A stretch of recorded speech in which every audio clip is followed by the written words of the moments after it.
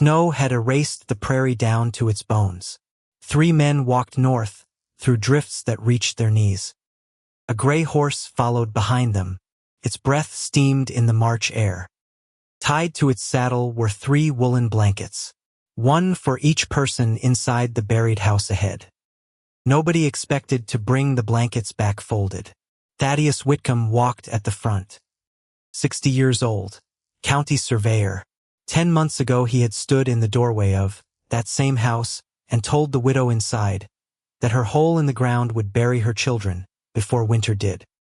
He carried the memory of his own words like a stone in his coat pocket. Silas Merrick walked at the back. He carried a leather notebook. Inside the notebook was an inventory, everything he intended to claim from the dead woman's estate before the ground thawed enough to bury her.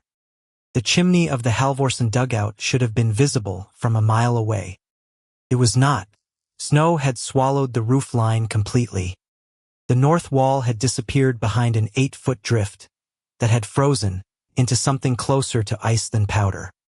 No smoke rose, no sound came from below. Then one of the men stopped walking. He pointed at something small and brown, frozen into the outer edge of the drift. A child's mitten. Whitcomb closed his eyes. He did not want to see what was inside. But the story of how those blankets came to be tied to that horse begins 10 months earlier, in the spring, when Erik Halvorsen was still alive. May of 1882 had not finished with Ingrid Halvorsen when the railroad foreman placed $8 silver into her hand. He closed her fingers around the coins, as though she might drop them. She did not drop them. She stood at the edge of the grading site.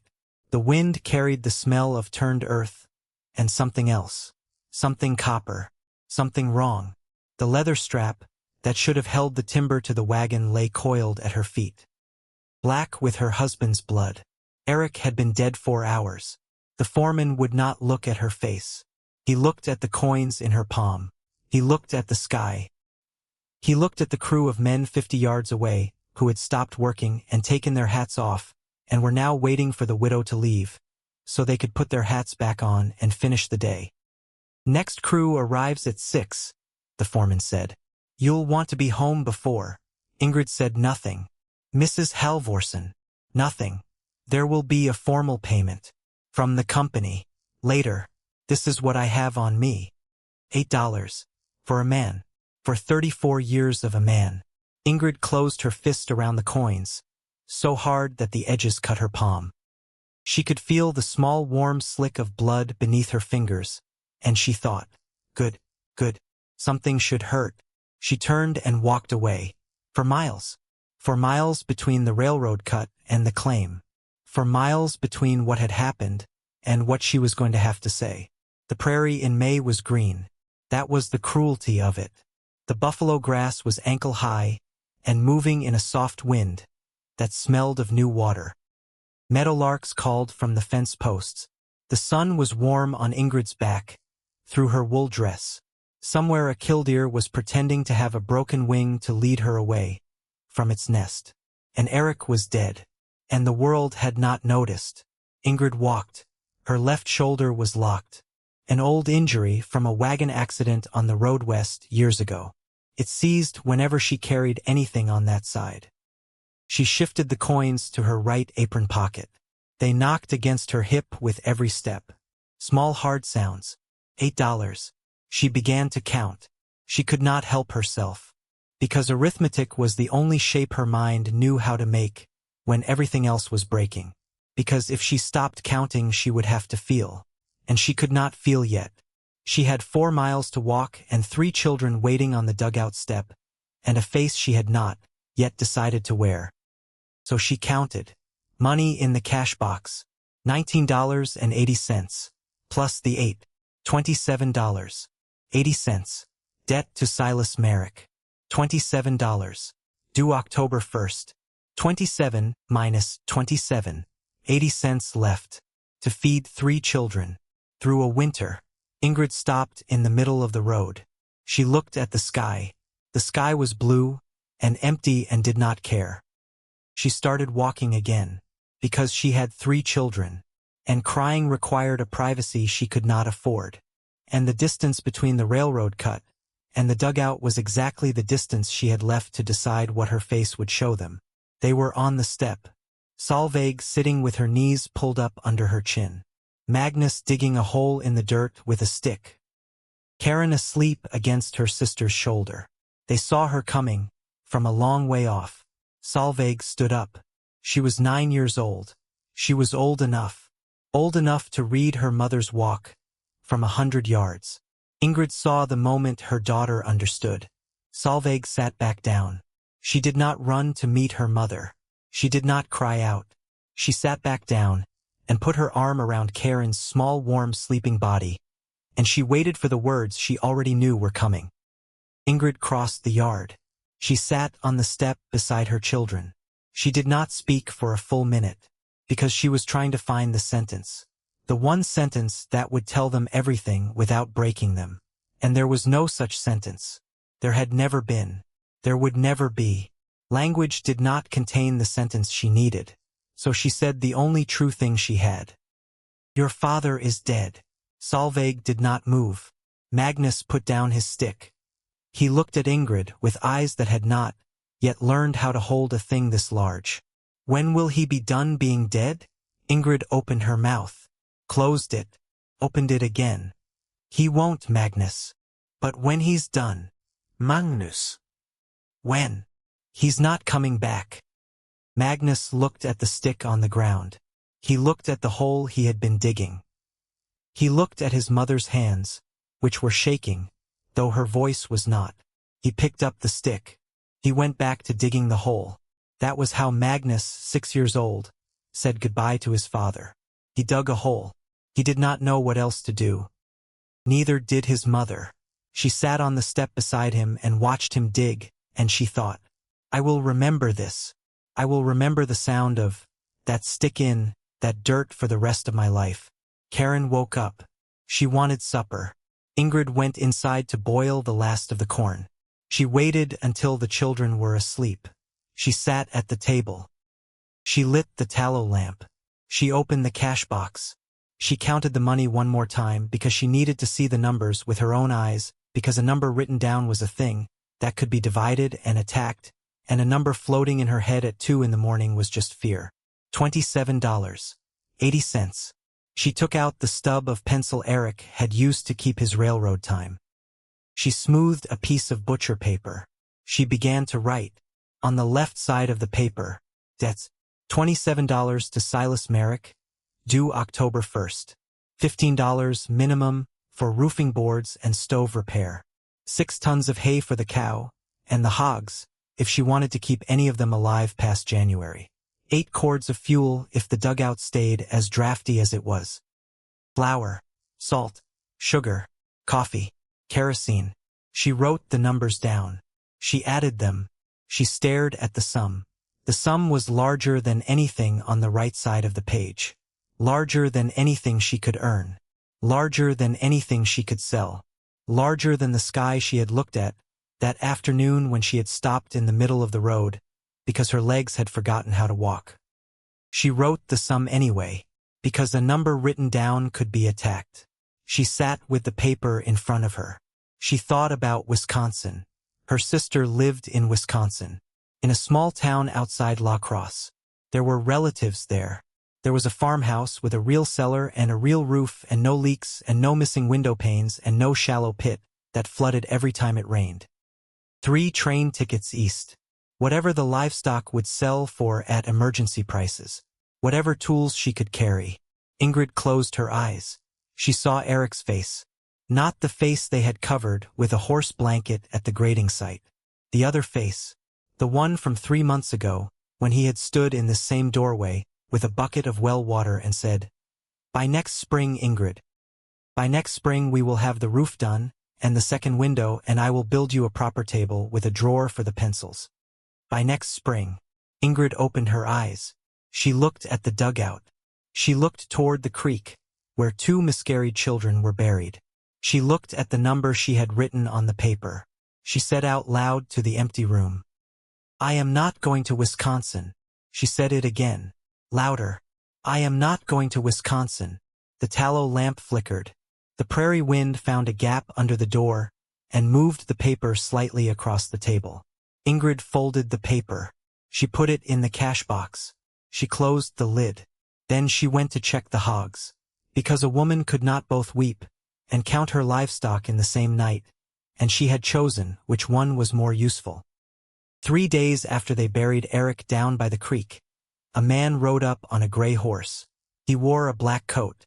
He carried a leather notebook. He had a surveyor's chain coiled over the saddle horn. Ingrid was at the well when she saw him coming. She set down the bucket. She wiped her hands on her apron. She walked toward the yard slowly, because she had learned in 3 days that men who came uninvited to a widow's claim never came with good news. The man dismounted. He tied his horse to the fence post without asking. Mrs. Halvorsen. Yes. Thaddeus Whitcomb, county surveyor. The office sent me. Formal inspection. Required when a filing holder dies. Ingrid nodded. She did not offer him coffee. She did not have coffee. Whitcomb was a tall man. Thin. 60 years old, maybe. Former military. She could tell by the way he stood. Feet slightly apart. Weight evenly distributed. A man who had learned to occupy space and had not forgotten the lesson. He opened his notebook. He began to walk the property. He did not look at her when he spoke. He spoke to the notebook as if she were not there, as if the dugout and the shallow cellar and the leaking roof were the only witnesses he needed. Door facing north. Wrong orientation for winter wind. He wrote, roof pitch too shallow. Sod will slip in the first hard rain. Half the east side has already slipped.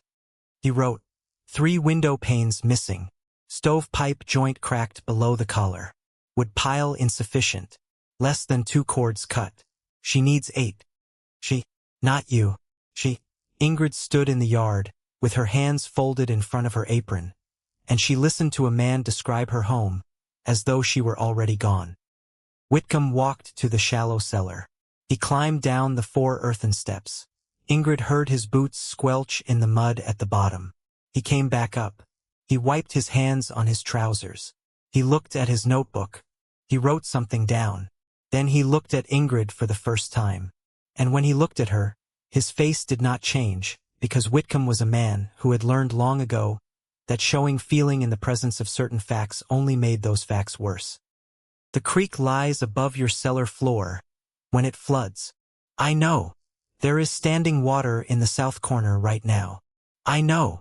That wall is clay over loose fill. One good rain and the whole thing slumps. I know. Whitcomb closed his notebook. He tucked it inside his coat. He walked slowly back toward his horse, and Ingrid walked beside him because she had questions, and because the questions were more important than her pride. What would it cost? Whitcomb stopped. What? To repair. To make it right. What would it cost? Whitcomb looked at the dugout. He looked at the slipped sod. He looked at the shallow cellar with its standing water and its saturated clay walls. $120. Ingrid did not react. Or 2 able-bodied laborers. Working through autumn. Ingrid said, I have $27.80. And no laborers. Whitcomb was quiet for a long moment. Then he said the sentence that would follow Ingrid Halvorsen into every dream she had for the rest of that summer. Mrs. Halvorsen, I have recorded claims across 3 counties. I have seen widows hold property, and I have seen widows buried on it. The difference is usually arithmetic. He mounted his horse. He looked down at her from the saddle, and his face still did not change. But his voice did. It softened, not with pity, with something older, something closer to a warning between 2 people who both understood how the West ended widows who did not listen. That hole will keep nothing dry. It will bury the 3 of you before the snow does. He rode south. Ingrid stood in the yard until his horse became a dark point on the road, and then nothing, and then only the dust. Then she went inside. She sat at the table. She did not cry. She put both hands flat on the wood, and she said out loud to the empty room, He is right. And then, quieter, But being right is not the same as knowing what to do. Whitcomb had not reached the first section marker when the second wagon appeared on the north road. Ingrid saw it from the doorway. She recognized the horse before she recognized the man. Silas Merrick, 44 years old. Thin at the shoulders, heavy at the jaw. The kind of thin that came from choosing to be thin.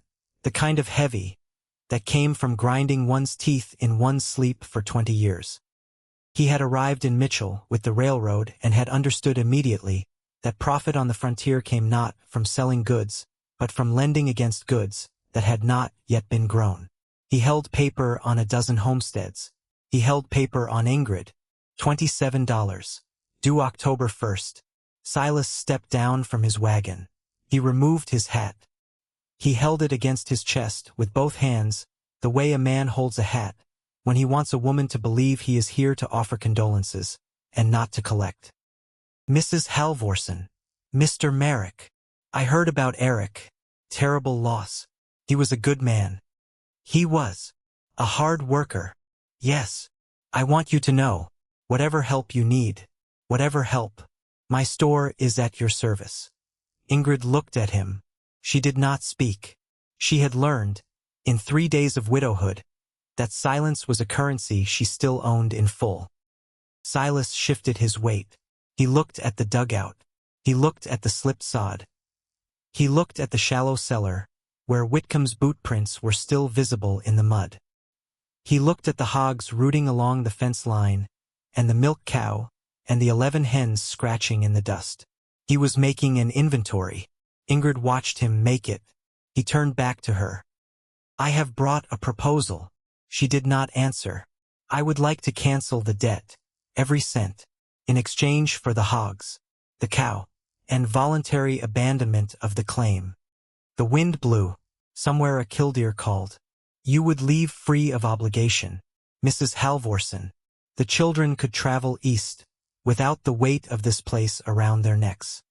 Ingrid folded her hands in front of her apron. She waited for him to finish. He was not finished. Winter deaths in this territory, Silas said, are commonly recorded as exposure. The coroner does not write stubbornness on the certificate, but that is often the cause. Ingrid's jaw tightened, just slightly. He saw it.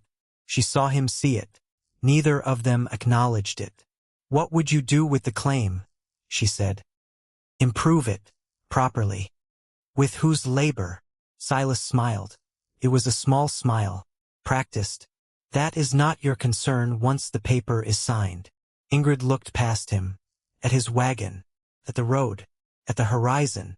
Then she said the word. No. Silas's smile did not fade. It rearranged itself into something patient, something thin, something that had been in his face for so long that his face had grown to fit it. Mrs. Halvorsen. No. I do not think you understand. I understand. I am not signing. Winter. I heard you the first time, Mr. Merrick. Silas put his hat back on. Slowly. He looked at the dugout one more time. Then he did something Ingrid would think about many times over the following weeks because she would not understand it, because it would not fit with anything else she knew about him. He turned his head. He looked through the open door of the dugout. Karen was asleep in the cradle Eric had built her. Not yet 2 years old. Small pink hands folded on her chest. Fair hair damp at the temples from the June heat. Silas Merrick looked at her. For 1 second. 2. His face changed. Ingrid saw it. She could not name it. It was not tenderness. It was not exactly grief. It was something older and more private, something that belonged to a room Silas Merrick did not open in public, and had perhaps not opened in a very long time. Then his face closed again. He climbed onto his wagon. He released the brake. Before he drove off, he looked back at Ingrid one final time. And when he spoke, his voice was different from the voice he had used before. It was smaller. It was closer to honest. You will come to me, before October. I am certain of it. He drove south. Ingrid stood in the yard, until the dust settled. Then she went into the dugout. She stood over the cradle. She looked at her sleeping daughter. She thought, What did you see? What did you see just now, Silas Merrick? She did not have the answer. She would not have it for a long time. She covered Karen with the blanket. She went back outside to check the hogs, because arithmetic was still the only shape her mind knew how to make. The rain came on Thursday night. It began after supper, as a soft tapping on the sod roof. Ingrid heard it and thought, good, the garden needs it. Then it grew. The tapping became a hiss. The hiss became a drumming. The drumming became something else. Something with weight in it. Something that wanted in. Water began to run down the inside wall. It pulled at the floor near the shallow cellar steps. Ingrid lit the lantern. She rolled up her sleeves. She began, for the third time that month, to mop. Solveig woke up. She sat up in the bed she shared with Magnus and Karen. She watched her mother work in silence. She was 9 years old. She had learned in the last 2 weeks to say very little at night. Mama. Sleep, Solveig. Mama. I said sleep. Something is knocking. Ingrid stopped mopping. She listened. At first she heard only the rain. Then under the rain, under the drumming on the sod, under her own breath in the still air of the dugout. A knock. Ceramic. Regular. Hollow. Like a slow clock. Ingrid picked up the lantern. She walked to the cellar steps. She stood at the top and listened. Knock. Knock. Knock. She descended 2 steps. The bottom of the cellar was under 3 inches of muddy water. Something was floating in it. She held the lantern lower. An empty stoneware crock had floated off the lowest shelf.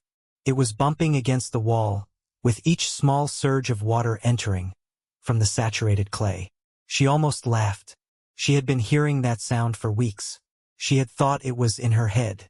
She stood on the cellar step and she listened past the knocking, because now that she knew what the knocking was, she could listen for what was underneath it. And underneath the knocking, something else. Thin. Irregular. The sound of water. Not standing water. Moving water. Water traveling. Water going somewhere. A narrow, patient trickle draining through a single crack, while the surrounding ground held its moisture like a sponge that refused to be wrung. Ingrid held her breath. She listened.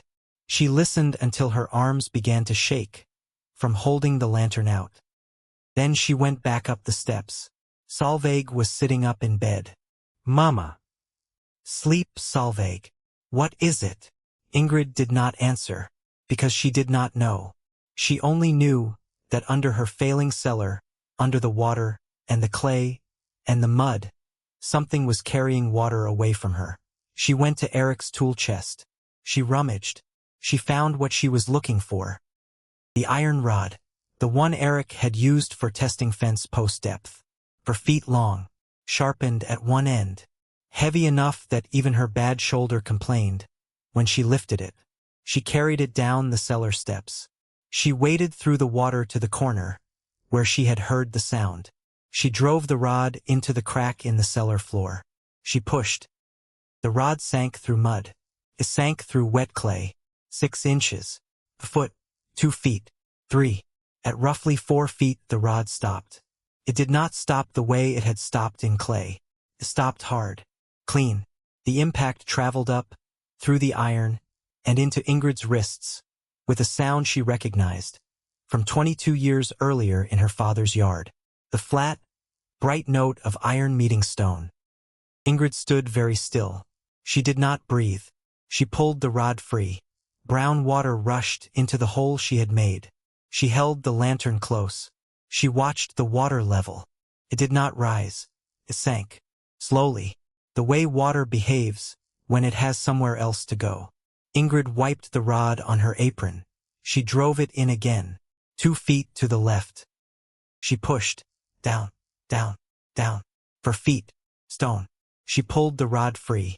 Brown water sank into the second hole. Slowly. Somewhere else to go. Ingrid sat down on the bottom cellar step. The water was around her ankles. Her skirt was soaked to the knees. The lantern hung from her right hand. The iron rod rested across her lap. She said to the empty cellar, "There is stone under my floor." She said it again. There is stone under my floor. Then, more quietly, to Eric, wherever he was, if he was anywhere, there is stone under my floor. Did you know that? She did not know if he had known. She would never know. But she knew what stone meant. Her father had had a stone cellar, cut into the hillside behind the farmhouse. Dry as bone in the wettest springs.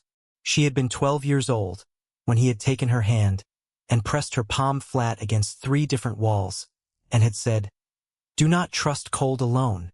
Trust what the wall does with the water it touches." She had not thought about that day in 22 years. She thought about it now. She climbed back up the cellar steps. Solveig was still sitting up. Ingrid set the iron rod against the wall. She hung the lantern on its hook. She sat on the edge of Solveig's bed. She put her hand on her daughter's face and pushed the damp hair back from her forehead. "Mama." "Yes." "What was down there?" "Stone, Solveig. Stone. Under the floor. There is stone under the floor." Solveig did not understand what this meant. Ingrid did not fully understand it herself. But she understood one thing that Thaddeus Whitcomb had not understood, and Silas Merrick would never understand. She said it out loud. To herself. To the dugout. To the storm still hammering the sod above their heads. "Water that moves is not water that kills you." Solveig looked at her. "Mama." "Sleep, Solveig. What are you going to do?" Ingrid looked at her daughter. 9 years old. Skinny wrists. Fair hair like her father's. Eyes that were already too old, that had been too old since Thursday afternoon in May. Ingrid thought about her answer for a long time. Then she said the truth. "I don't know yet." Solveig accepted this. She lay back down. She curled around Karen's small warm body. Within a minute she was asleep again, the way only children can sleep, because only children still believe that morning will come and be different. Ingrid did not sleep. She sat at the table.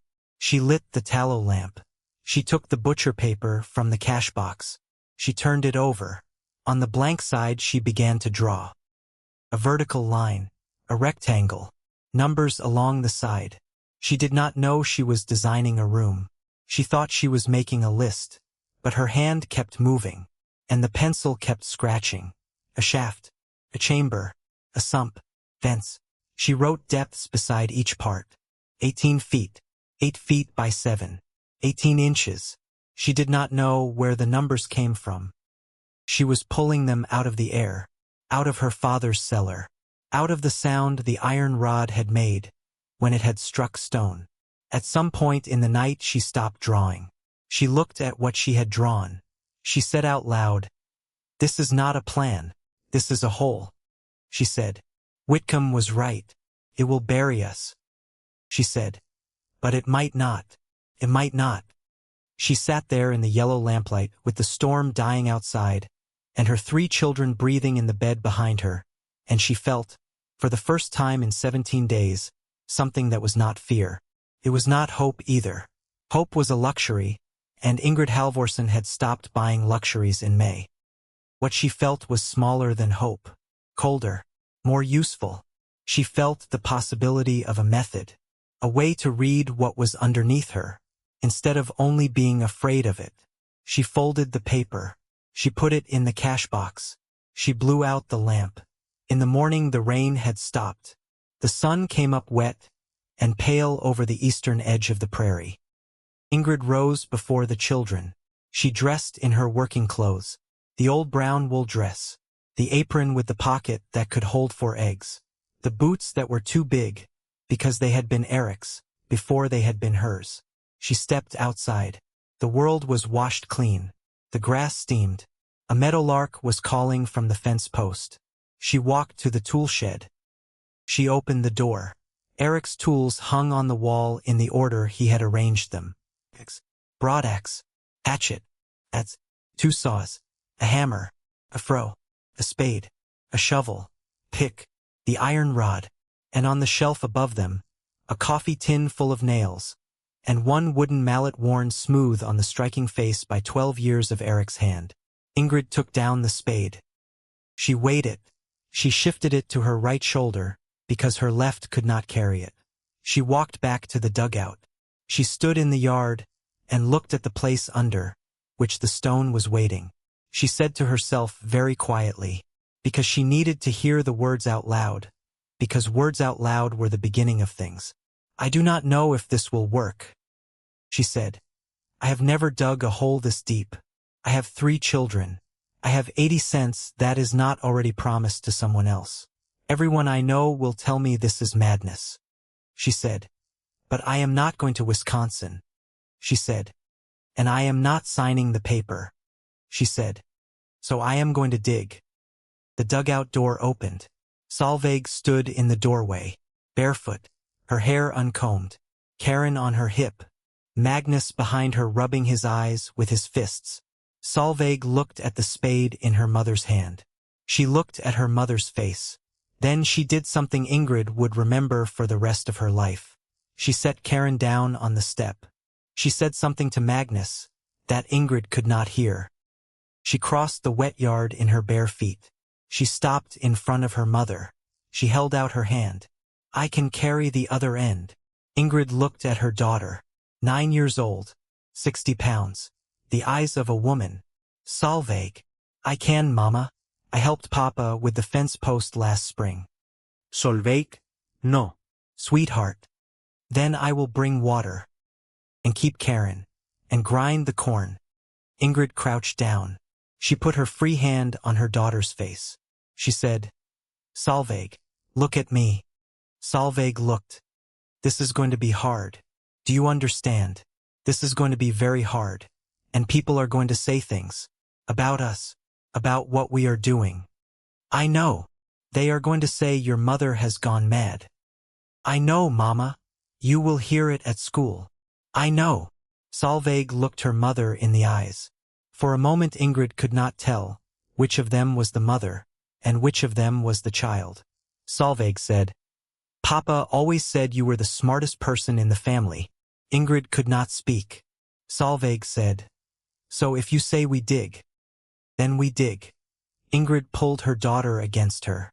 She held her for a long time, because there were no words, because if she opened her mouth she would break, because she had been holding herself upright for 17 days, without help, and here, at last, was a small pair of hands offering to hold the other end.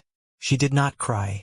She had promised herself she would not cry, where the children could see.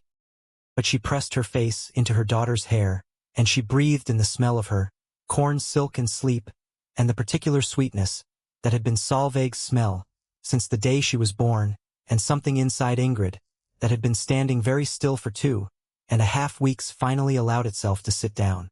Then she stood up. She kissed the top of Solveig's head. She looked toward the dugout, where the stone was waiting under the floor. She said, quietly, "Then we dig." Solveig nodded. She went back to the step to get Karen. Ingrid stood alone in the yard for one more moment. She looked at the horizon. She looked at the sky. She looked at the dark line of the creek, where Eric was now buried. She said, "To all of them, to none of them, I am going down. I am going down into the ground. And I am coming back up. And I am bringing them with me." Then she carried the spade inside the dugout. She pried up 2 floorboards over the corner of the cellar, where the iron rod had struck stone. She lifted the spade. She drove it into the earth. The first shovelful of clay came up dark, and heavy and smelling of iron. She dropped it into the bucket beside her. She drove the spade in again, and again, and again. Outside the dugout the sun climbed higher. The meadowlark went on calling. The grass dried in the June wind. Inside the dugout, under the floor, a woman with a bad shoulder and 3 children, and $27.80 began to dig a hole that everyone she knew would tell her was a grave. The hole was 2 feet deep by noon. It was 3 feet deep by dark. And somewhere 5 miles west, in a boarding house above the railroad depot, a Norwegian carpenter with 3 fingers missing from his left hand was folding a letter from a woman he did not know, in a town he had never been to, telling him that another widow on the firesteel had been left alone. He had read the letter twice. He would read it once more in the morning. And then he would put his tools in a roll of oiled canvas. And he would begin walking east. But that was another day. For now, Ingrid dug, and the stone waited. And the summer of 1882 had only just begun. 3 weeks. That is how long Ingrid Halvorsen dug alone.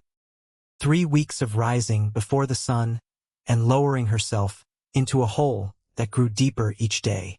3 weeks of driving the spade into clay and lifting it out again.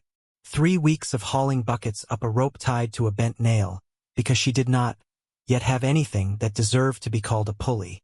Her hands split first, the webbing between her thumb and forefinger.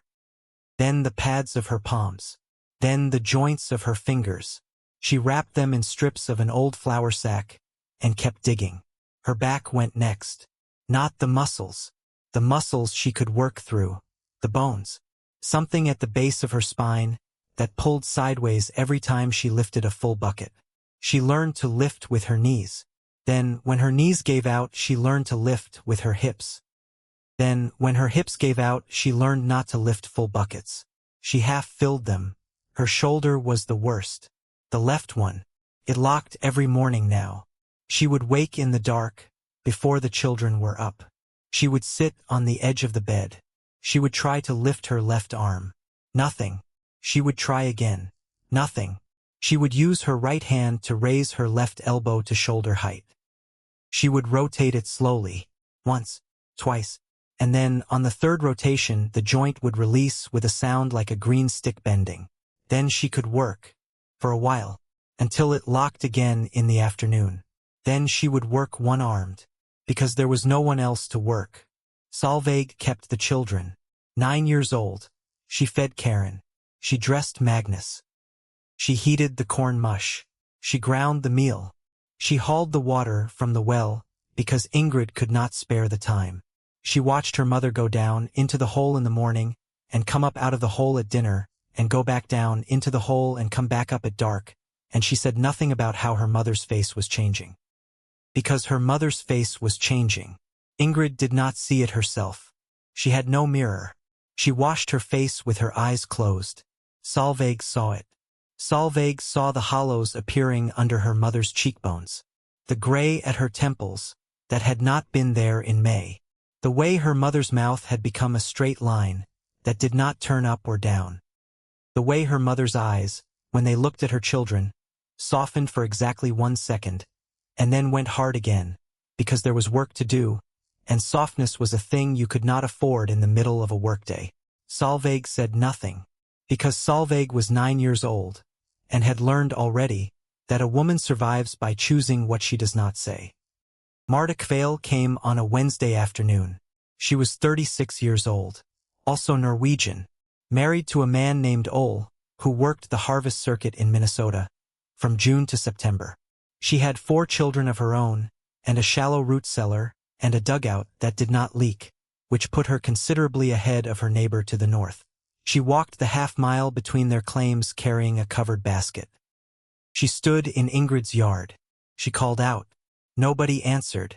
She walked toward the dugout. She stepped inside. Empty. And then she heard it. A scraping. A grunt. A sound of iron on stone. Coming from the corner of the dugout floor, where 2 floorboards had been pried up, and a black square opened onto nothing. Marta walked to the edge. She looked down. Below her, at a depth she could not immediately measure, a woman in a filthy apron was chipping at a wall with a piece of iron. A single lantern burned on a hook driven into the shaft wall. The woman's hair was tied back, with a strip of the same flour sack that was wrapped around her hands. Her face was gray with clay dust except where sweat had cut lines through the gray. Lord in heaven, Marta said. Ingrid looked up. The lantern light caught her eyes. For 1 second Ingrid did not recognize her own neighbor. Then she did. She set down the iron rod. She climbed the ladder. She emerged into the dugout with clay in her hair and blood on the strips of flour sack. Marta looked at her. Marta said, Ingrid. Ingrid said, Hello, Marta. Marta said, What in God's name are you doing?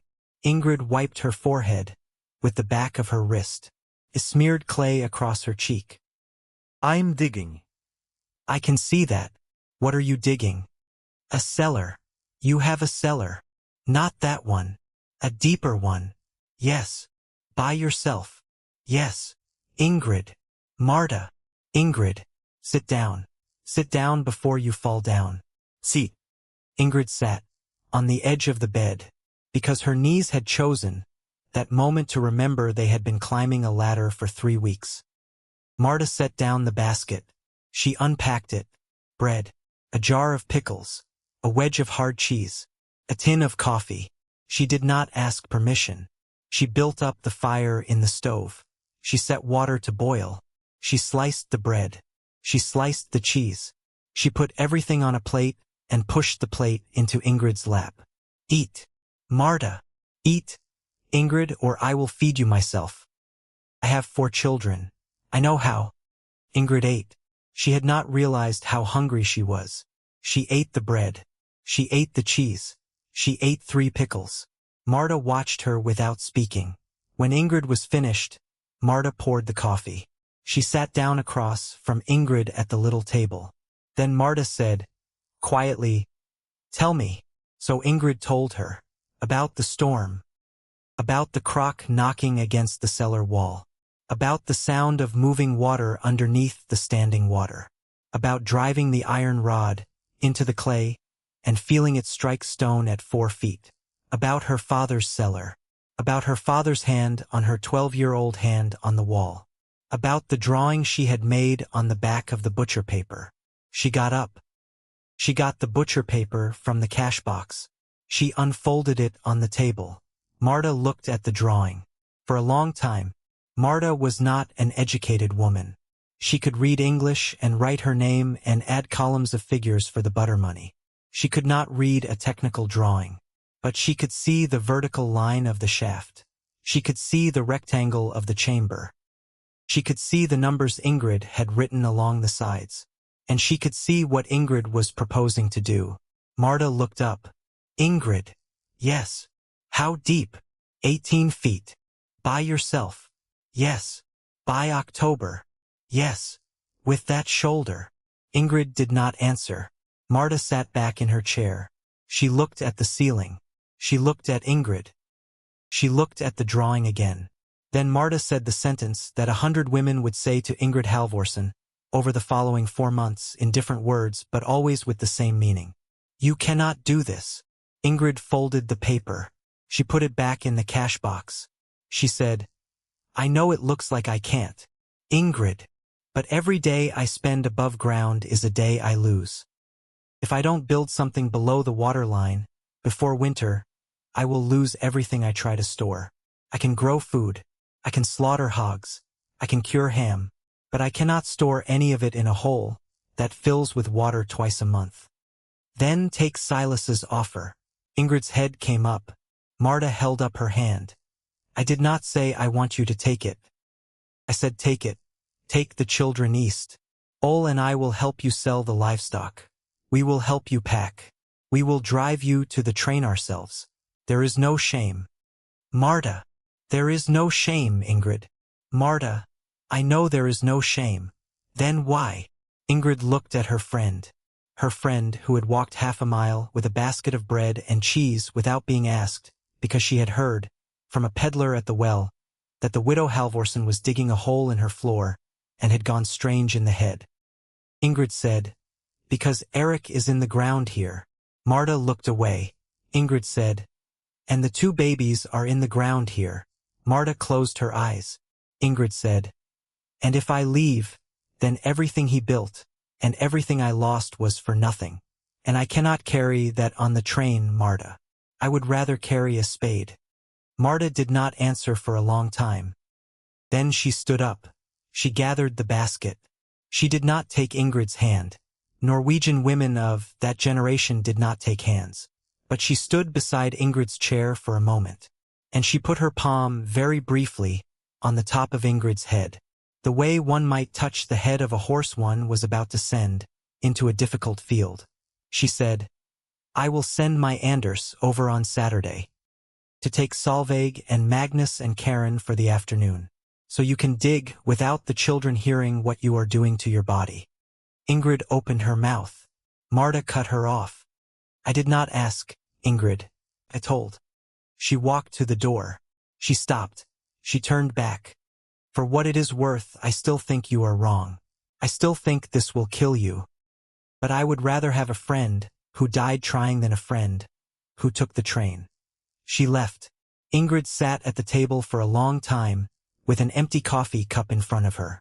Then she went back down the ladder, because the light was still good, and she was 5 feet down, and she had 13 to go. He came on a Tuesday. Ingrid was 6 feet down. The character of the digging had changed. The clay was gone. She was into something else. Something brown and layered, and cool to the touch, even in the July heat. It resisted the spade. It did not resist the iron rod. When she scored a line along one of the horizontal seams, and drove the rod into the score and levered, a slab would separate. Not always where she wanted it to, but it would separate. Sandstone. She did not know the word. She only knew the sound. The sound of iron on this stone was different from the sound of iron on clay. It was a bright ring. It traveled up the rod, into her wrists, and out through her teeth. She had begun, after 2 weeks of it, to hear it in her sleep. She did not hear the man arrive. She was on her knees at the bottom of the shaft. She was working a wedge into a fracture that had started 3 days ago and refused to open. Her hair was in her face. Her hands were bleeding through the flour sack strips again. The lantern smoked because she had run out of good oil. She was swearing under her breath. In Norwegian, because English did not have the words for what she was feeling about this wedge. And then, from somewhere above her, a voice said, "You have chosen the right stone." Ingrid froze. She looked up. A silhouette against the July sun. A man, standing at the top of the shaft, holding something in his hand. She could not see his face. She could see only that he was old and lean and that the hand holding the object at the shaft edge was missing 2 fingers. Ingrid stood up. Slowly, she put her right hand on the iron rod, because a woman alone with 3 children on a homestead learns, before anything else, how to hold a piece of iron. When a strange man appears at her property line. "Who are you?" she said. The man did not move. He spoke again. His voice was low, careful, accented. The particular accent Ingrid had grown up hearing at her mother's table. Lars Bjornsted. I work the culvert crew on the railroad. I came looking for the widow Halvorsen. Why? A woman in Mitchell wrote to me. She said there was a widow here who had been left alone. Which woman? I do not know her name. She signed only Marta. Ingrid closed her eyes. She opened them again. "Come down," she said. "If you want to be looked at. Or leave, but do not stand up there and talk down to me." There was a pause. Then the silhouette moved. He came down the ladder. The way he came down told her something, before he even reached the bottom. He did not hesitate. He did not test each rung. His feet found the rungs without him looking. His remaining hand ran the wall behind him for balance, while the damaged hand rested on the ladder's side rail, with the palm turned inward, so that the missing fingers did not catch. He was 58 years old. Western Norway. She could tell by the way his mouth shaped the vowels. His hair was white at the temples and iron gray everywhere else. His skin was brown from 30 years of outdoor labor. His eyes were pale, watery, the eyes of a man who had looked into a lot of weather. He reached the bottom of the shaft. He did not offer his hand. He knew better. He took the lantern from its hook. He held it up to the wall. He looked at the fracture Ingrid had been working for 3 days. He looked at it for a long time. Then he said, "You have been cutting into a shale seam." Ingrid said, "I don't know what that means." "It means the stone here is soft, layered with clay. It will not open where you score it. It will open where it wants to. And when it opens, it will not tell you first." He tapped the wall with his knuckle. A flat sound. Dead. He moved his hand 3 inches to the left. He tapped again. A bright ring. He looked at her. "Here," he said. The bed is tight. It will fight you, but it will not lie to you about where it is willing to break. Ingrid stared at the wall. For 3 days she had been trying to open the dead stone. She said, "Show me." He showed her. He asked for her wedge. She gave it to him. He set it against the ringing stone. He asked for her hammer. She gave it to him. He struck the wedge twice. Not hard, not fast, twice. The stone opened. A clean slab fell away into his waiting hand. He set it on the shaft floor. He looked at her. He said, "Now you." Ingrid took the hammer. She set the wedge where he had set it, 1 inch to the right of his cut. She struck twice. The stone opened. A second slab fell away. Ingrid stood there with a hammer in her hand and the second slab at her feet, and she felt, for the first time in 5 weeks, that the shaft was not going to eat her. She looked at Lars. She said, "How long?" He said, "How long what? How long can you stay?" He was quiet for a moment. Then he said, "I do not need a bed. I have my roll. I will sleep in the tool shed. I need 1 meal a day evening. I need to use your broken wagon to haul the good sandstone into town to sell. Half of what I sell is mine.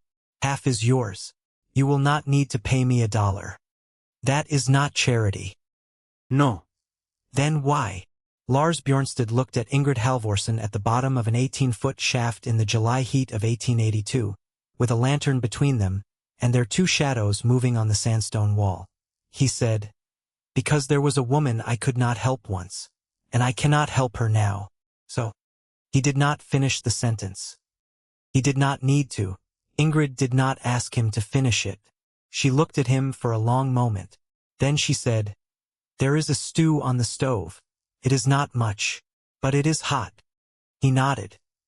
He climbed the ladder ahead of her because he had understood, without her saying it, that she would not climb below him and let a strange man watch her from above.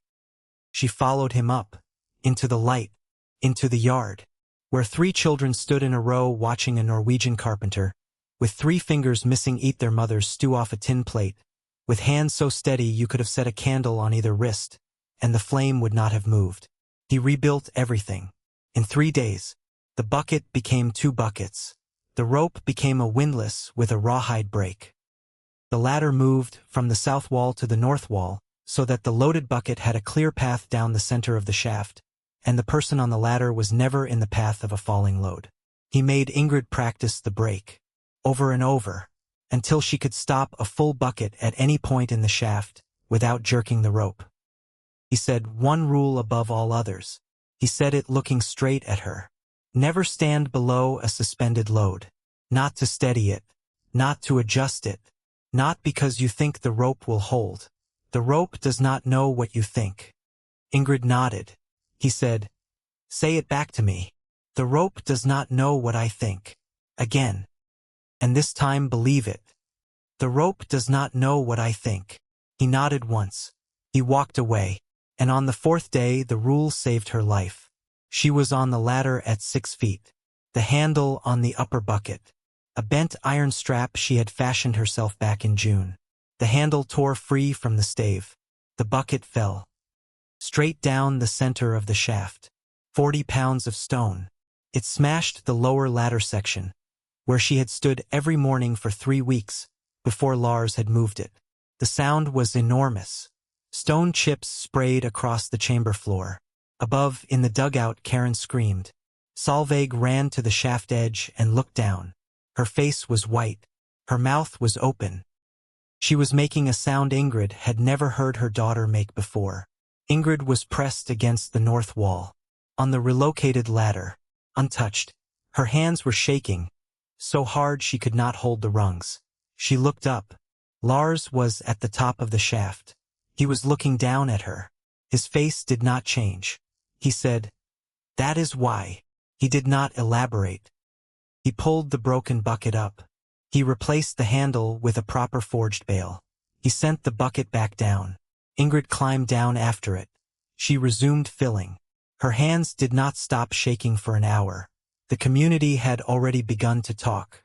By early August it had a name. Silas Merrick said it first in his store to a farmer buying nails. The Halvorsen grave. He said it the way a man says a joke he is proud of. Small smile. Head slightly tilted. Waiting for the other man to laugh. The other man did not laugh. But he told his wife when he got home. And his wife told her sister at church. And her sister told the schoolteacher. And within 10 days, wagons on the Mitchell Road slowed down as they passed the Halvorsen claim. Men leaned out to listen for the sound of digging beneath the dugout. Children dared each other to press their ears against the sod wall. A family from the church came to the door one afternoon and offered to take Solveig and Magnus and Karen. Until their mother, they said. Until their mother comes back to her senses. Ingrid stood in the doorway with clay in her hair and blood on her hands, and she looked at these people. She said, "No, thank you." She closed the door. She went back down the ladder. Silas cut her credit at the store. Solveig went with a note and 80 cents and came back empty-handed. He said, "Tell your mother that." Solveig stopped. Ingrid said, "That what?" Solveig, "What did he say?" Solveig looked at the floor. "He said tell your mother that dirt does not accept coins." Ingrid was quiet. Then she said, "Come here, Solveig." Solveig came. Ingrid took her daughter's face in her hands. She said, "Look at me." Solveig looked. Ingrid said, "The next time a grown man asks you to carry an ugly sentence to your mother, you look him in the eye, and you say, 'My mother knows,' and then you walk out." Solveig said, "Yes, Mama." "Say it back. 'My mother knows,' and I walk out." "Good." Ingrid let go of her daughter's face. She said, "Go to Marta's. Ask her if she has salt to trade. Tell her I have 3 eggs and 2 hours of sewing." Solveig went. Ingrid stood in the yard for a moment. Then she went to the shed. She took down the whetstone. She sat on the step. She began to sharpen the iron rod, one long slow stroke at a time, and she thought about Silas Merrick, and she thought about his face, when he had looked at Karen sleeping in the cradle, and she thought, there is something wrong with that man. Something under the surface. Something he does not want anyone to see. And she thought, I will find out what it is. Not today, but someday. She sharpened the rod for another 20 minutes. Then she went back down the shaft. The rain came in the second week of August. 3 days of it. Ingrid was down the shaft when Lars from the surface called down that he was going up the hill. She climbed out. She followed him. 50 yards above the dugout, the prairie sloped gently down toward the house. Lars stood at the top of the slope. He pointed. Ingrid saw it. She had seen it 100 times, without understanding what she was seeing. A swale. A natural low channel in the ground, aimed like a rifle at her north wall. Lars said, Your cellar does not have a water problem. Ingrid said, No. Your house has a water problem. Yes. The cellar only catches what the house cannot hold. Ingrid closed her eyes. She said, 12 years I have lived here. 12 years. Lars said, It is not a thing anyone sees, until they are looking for it. They cut a diversion trench across the slope above the dugout that afternoon. 18 inches wide, 8 inches deep, angled east toward the low ground that already drained to the creek. They laid a gravel apron along the north wall of the house, from the crushed sandstone Lars had culled, from her discard pile. That night the rain came again. Ingrid stood in the doorway with a lantern. She watched the water hit the top of the slope. She watched it hit the trench. She watched it turn. She watched it flow east, past her house, past her cellar, past her shaft, down to the creek where it belonged. She stood there for a long time. She said, quietly, to Lars, who was standing beside her under the eave, 12 years. Lars said nothing. He knew when a woman was not asking a question. He stayed for supper every night now. Karen took to him first. She was not yet 2 years old. She did not know about lost fingers or dead wives or 4 years of walking, from claim to claim. She only knew that when he sat at the table, he cut her cornbread into small pieces without being asked, and pushed the plate toward her with his good hand. By the second week of August, she was crawling into his lap during supper. By the third week, she had begun to call him something. Came out slowly. The first time Ingrid heard it, she thought she had misheard. Karen was in Lars's lap. Lars was drinking coffee. Karen reached up with a small buttery hand and touched his face, right at the temple, where the white had come in, and she said, "Bestefar." Ingrid froze. Solveig froze. Magnus, who was 6 and did not know when to stop talking, said, "Karen, that's not Bestefar. Bestefar is in Wisconsin." Karen ignored him. She said it again, louder, as if she needed him to hear it properly. Bestefar. Lars did not move. He held very still. For a long time, his good hand rested on the table. His damaged hand rested in Karen's small round belly. He looked down at her. His face did not change. But his eyes went somewhere. Somewhere Ingrid had not seen them go before. Ingrid looked at her plate. She did not know what to do. There was a woman named Astrid who had died in a cellar 4 winters ago, and there were 2 girls whose names Ingrid did not yet know, and there was a small girl with butter on her hand calling a stranger by a word that had belonged to those 2 dead daughters, and not to her, and there was nothing anyone in this room could say that would not break something. So no one said anything. Karen patted Lars's cheek. She said, "Bestefar. More." And she held her plate up for more cornbread. Lars took the plate. He cut her a second piece. His hand was very steady. He said in Norwegian, so quiet that only Ingrid heard, "Ja, lille venn." Yes, little friend. He did not look at Ingrid. Ingrid did not look at him. But Solveig, who was 9 and saw everything, put her spoon down very carefully, and she looked at her mother across the table. And her mother looked back. And in that one glance between a 9-year-old girl and her 34-year-old mother, an entire understanding passed. They would not talk about it. They would let Karen call him what she wanted to call him. They would let Lars answer. Because whatever was happening in that man's face right now was older and larger than any of them, and it did not belong to them to touch. Ingrid took a sip of her coffee. Her hand was steady, but her throat closed for 1 second, and she had to look up at the ceiling and blink, and then she was fine again. Supper continued. Nobody spoke, except Karen, who had a great deal to say to Bestefar about the cornbread. The first frost came early, the last week of September. Ingrid woke to a rime of white on the inside of the window pane. She knew what it meant. She went to the door. She opened it. The prairie was silver. The buffalo grass bent under its own weight. Her breath hung in the air in front of her face like something she had made and could not unmake. Winter was coming, 2 weeks earlier than she had planned for. The chamber was not finished. The high vent was not sealed. The low vent had no damper. She had 6 cured hams hanging in the smokehouse, 49 Hubbard squash on the drying boards, 11 bushels of corn, and beans in sacks. She had less than a quart of solid fuel.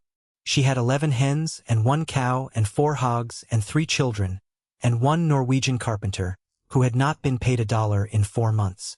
She stood in the doorway. She watched the sun come up over the frost.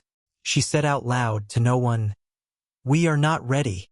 From behind her, Lars's voice said, "Then we work harder." She turned. He was already dressed. He was already at the door with the roll of oiled canvas that held his tools. He said, "Ingrid." She said, "Yes. Panic is a luxury. I know. So is despair. I know that too. Then let us go down." They went down. It happened on the 5th of October. Whitcomb came up the road on his gray horse. He had not been to the claim since June. He tied the horse. He walked to the shaft opening. He looked down. Ingrid was in the chamber. Lars was at the surface working the windlass. Whitcomb watched for a long moment. Then he said, "Mr. Bjornsted." Lars said, "Mr. Whitcomb, you are still here." "I am. May I inspect?" "You will have to ask her." Whitcomb called down. Ingrid came up. She stood in the yard, clay to the elbows, sweat on her upper lip in the October chill. She looked at Whitcomb. He looked at her. Neither of them spoke for a moment. And then Whitcomb, who was not a warm man, and who had spent 30 years of his life recording property lines, and never once telling a lie about what he had measured, said something Ingrid had not expected. "I have been thinking about your cellar." Ingrid waited. "I would like to see it, if you will permit me." Ingrid glänzt erlas. Lars gave the smallest nod. Ingrid said, "Come down." Whitcomb went down the ladder. He was in the chamber for 20 minutes. He did not speak the whole time. He looked at the walls. He looked at the ceiling. He looked at the sump. He looked at the vent openings. He tapped the timber cribbing with the back of his knuckle. He measured the ceiling height with his handspan. He held his own candle near the low vent and watched the flame lean. He climbed back up. He stood in the yard. He turned to Ingrid. He opened his mouth. Then he closed it. He turned to his horse. He mounted. Ingrid said, "Mr. Whitcomb." He stopped. She said, "You have not said anything." Whitcomb looked down at her from the saddle.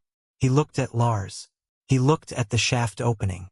And then Thaddeus Whitcomb, who had told Ingrid Halvorsen in May that the hole in her floor would bury her children before winter did, said very quietly, "I do not know yet if you have built a room or a tomb. I have never seen anything like this. I have made a note in my ledger.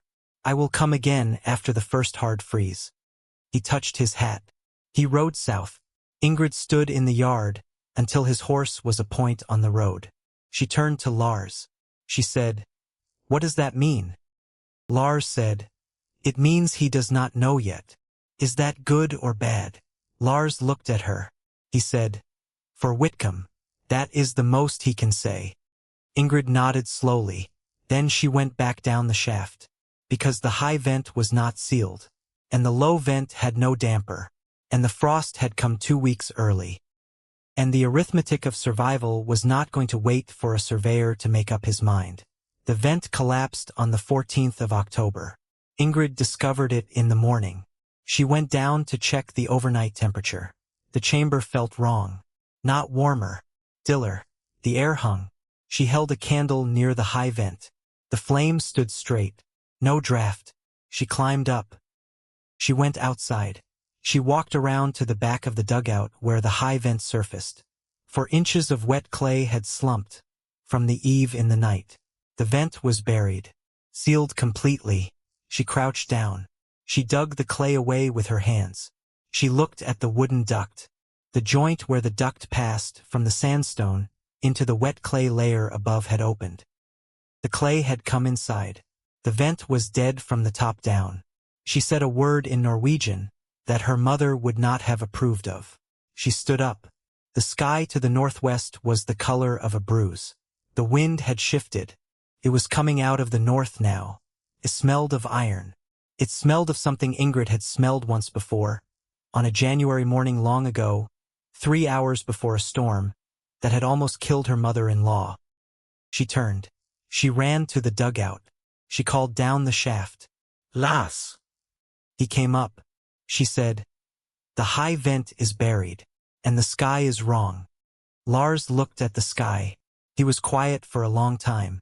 Then he said, "How much time do you think?" 6 hours. Maybe 8. "How much fuel is inside?" "Not enough." Lars nodded once. He said, "Bring the children in. Water the animals now. Fill every crock and pail with well water. I will work on the vent." Ingrid ran. Whitcomb arrived at 11 that morning on foot. He had been surveying a section marker 2 miles east. He had felt the wind change. He had left his horse at the nearest sod house and walked cross-country to the Halvorsen claim because he had made a note in his ledger, and because his ledger required that he see the cellar after the first hard freeze. He came into the yard as the first snow began to fall. He saw the buried vent. He saw the color of the sky. He looked at Ingrid. He said, "Mrs. Halvorsen." Ingrid said, "I know." Whitcomb turned to Lars. He said, "How bad?" Lars said, "The vent is dead. The chamber is full of standing air. If we do not clear the vent, condensation will begin within hours. If it goes 48 hours, we lose the cured meat. Whitcomb looked at Ingrid. He looked at Lars. He looked at the sky. He said, "You cannot clear a vent through frozen clay in a blizzard." Lars said, "No, you cannot." Whitcomb said, "Then what?" Lars was quiet. He looked at Ingrid. Ingrid looked back. She said, "Say it, Lars." Lars said it. Slowly, carefully, the way a man delivers a sentence he has been hoping he would not have to say. "Whitcomb is right, Ingrid." Ingrid felt her chest go cold, colder than the wind. She said, "What?" Lars said, "The chamber was not ready for this storm. I told you 3 weeks ago it needed another month. And we kept going. And now." Ingrid could not speak. Whitcomb, to his credit, said nothing. He turned around. He walked toward the well. He gave them privacy.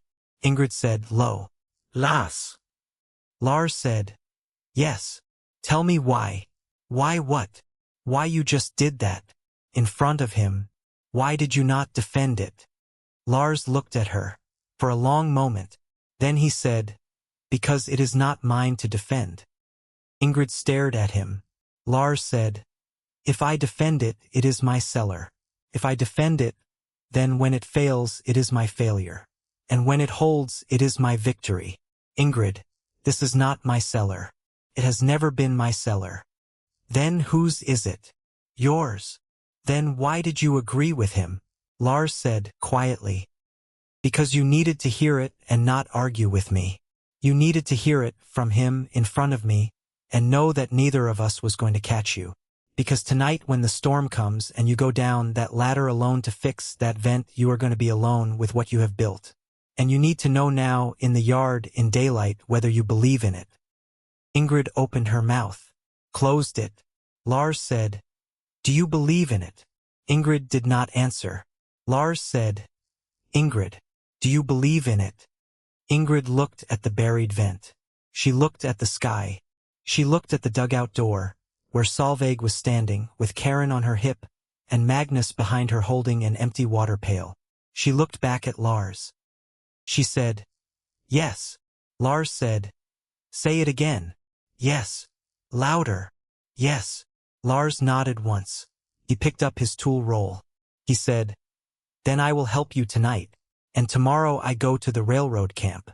Because they need me at the culverts. And because you do not need me here. Not for this." Ingrid said, "Lars." He said, "Yes." She said, "You said there was a woman you could not help once." He said, "Yes." "Tell me her name." Lars was quiet for a long time. The snow was falling harder now, caught in his white hair. It settled on the shoulders of his coat. It did not melt because he was already cold from the wind. He said, "Astrid." He said, "Her name was Astrid." He said, "And my daughters were Ingeborg and Marit. They were 7 and 4. And I was working a culvert crew in Winona when it happened. And by the time the letter reached me, they had been 3 weeks in the ground. And the letter said the cellar had flooded, and they had gone down to save the potatoes, and the door had swung shut in the wind and the latch." He stopped. He did not go on. He did not need to. Ingrid took 1 step toward him. She did not touch him. She stopped just short. She said, "Lars." He said, "I have been walking claims for 4 years. I do not know how many. I stopped counting. I do not save anyone. I only make it a little harder for the winter to take them. Because I could not make it hard enough that one time." Ingrid said, "Lars, listen to me." He looked at her. She said, "I am going to fix the vent tonight, and I am going to close this cellar, and I am going to feed my children through this winter. And in the spring when you come back." She stopped, because her voice was not going to hold. She swallowed. She said, "In the spring when you come back, Karen will call you Bestefar again, and you will let her, because Astrid would have wanted you to." Lars did not answer. He did not have to. He turned. He walked to the shaft. He began with Whitcomb, the work of preparing what could still be prepared, before the storm arrived. The storm arrived at 2 in the afternoon. By dark, the road was gone. By midnight, the fence posts were gone. By dawn on the 15th, the Halvorsen chimney was the only dark point on a white world that had no edges, no horizon, and no sound except the wind. Inside the dugout, Ingrid sat at the table with a spirit thermometer in her hand. Lars sat across from her. He was leaving at first light. The children were asleep. Karen was in his lap. Neither Ingrid nor Lars said anything for a long time. Finally Lars said, "I fixed the joint from below. It is packed with gravel now, not clay. It will hold if the clay above shifts. It will hold if the wood contracts. It will not hold forever. You will need to check it every day." "I know." "You have 38 days of solid fuel." "I know." "You have seed for 2 acres of new corn, if you make it to April." "I know." "Ingrid." "Yes." Lars did not look at her. He looked at Karen, asleep on his shoulder. He touched her fair hair with his good hand. He said, "If it fails." Ingrid said, "It will not fail." He said, "Ingrid, if it fails, if something happens, if you cannot." She said, "Lars."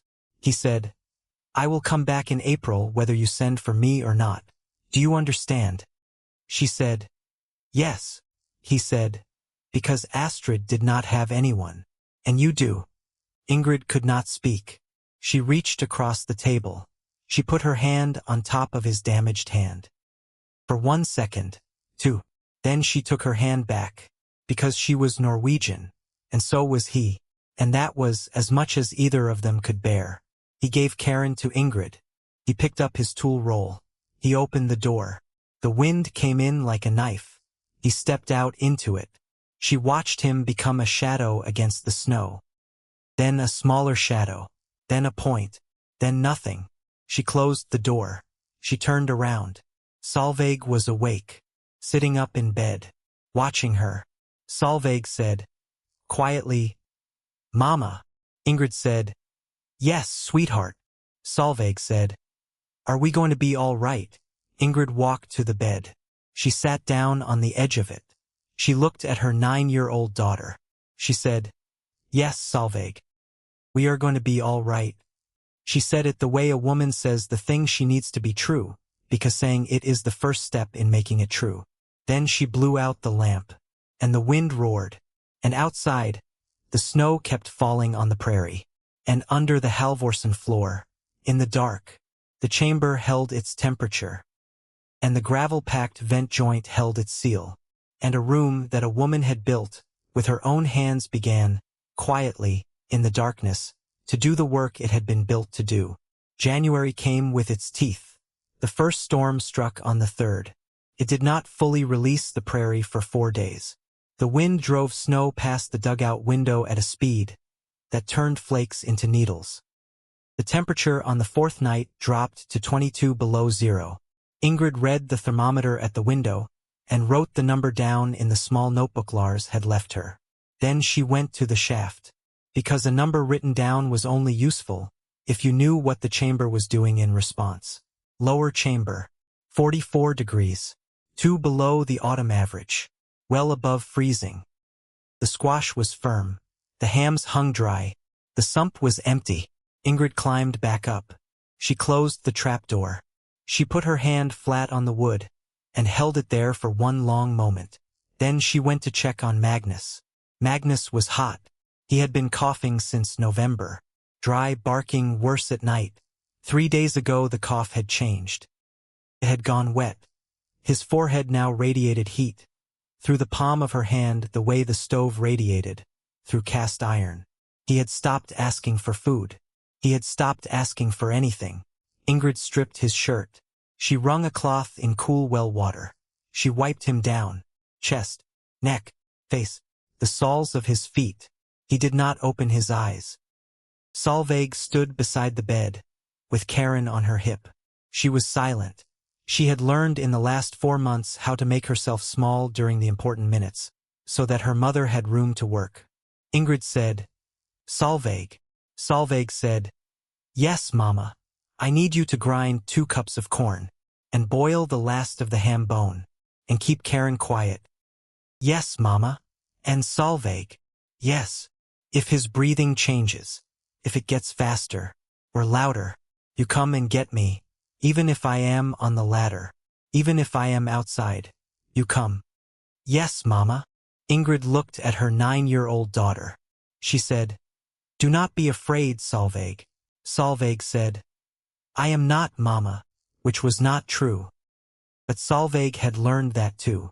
The fire ate with the way a hungry animal eats. Ingrid burned through the split cottonwood by the 10th of January. She burned through the hardwood Eric had cut 2 summers ago by the 15th.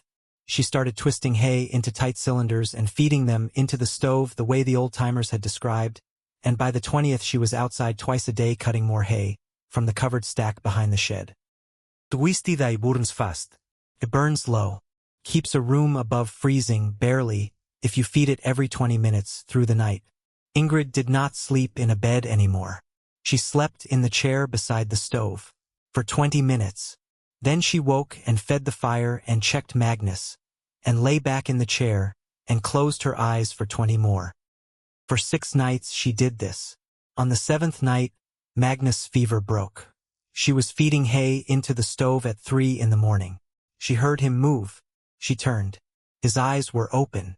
He was looking at her. He said, Mama. His voice was small. It was rough. It was the voice of a child who had been somewhere far away and was now trying to remember the way back. Ingrid crossed the room. She sat on the edge of the bed. She touched his forehead. Cool. Almost cool. She said, Magnus. He said, I had a dream. Did you? Papa was there. Ingrid did not move. He was building something with his hands. Was he? He said, Tell Mama the door has to open both ways. Ingrid stared at her son. She said, What door, Magnus? Magnus said, I don't know. He closed his eyes. He was asleep again within a minute. Ingrid sat on the edge of the bed for a long time, her hand on his cool forehead, her eyes fixed on nothing. The door has to open both ways. She did not know what it meant. She would not know for a while. But she got up. She went to the stove. She fed it another twist of hay. And outside the storm went on. The high vent stopped drawing on the 2nd of February. She knew it immediately. The candle flame at the vent opening stood dead still. The air in the chamber felt thick. She climbed the ladder. She went to the window. She looked out. She could not see the chimney. She could see snow. Snow moving sideways. Snow moving at a speed and a shape that had no name in English, only in Norwegian, only in the language her mother had used to describe the winter of 1856, when the whole world had gone white and stayed white for 11 days. Ingrid closed her eyes. She said the word. Snefog. She opened her eyes. She turned to Solveig. Solveig was already standing. She had already understood. Ingrid took the rope down from the peg by the door. She tied one end around her own waist. Onoit. Then a second knot.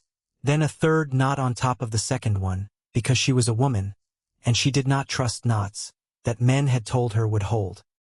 She gave the other end to Solveig. She said, You are going to sit at the window. You are going to hold this rope. If I pull it once, you give me slack. Solveig said, Yes. If I pull it twice, you pull me toward the chimney. As hard as you can. Yes. If I do not pull it at all for a slow count of 100. Ingrid stopped. She could not finish the sentence. Solveig said quietly, I pull you toward the chimney anyway. Ingrid looked at her daughter. She said, Yes. Solveig said, How do I count to 100? Ingrid said, Any way you can. She turned to the door.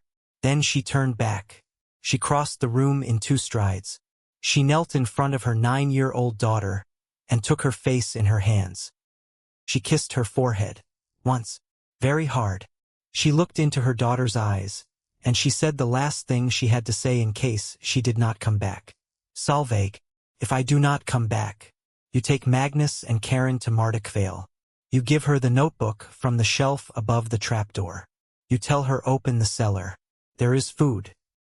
Solveig said. Mama. Ingrid said. You tell her, Solveig. Solveig said.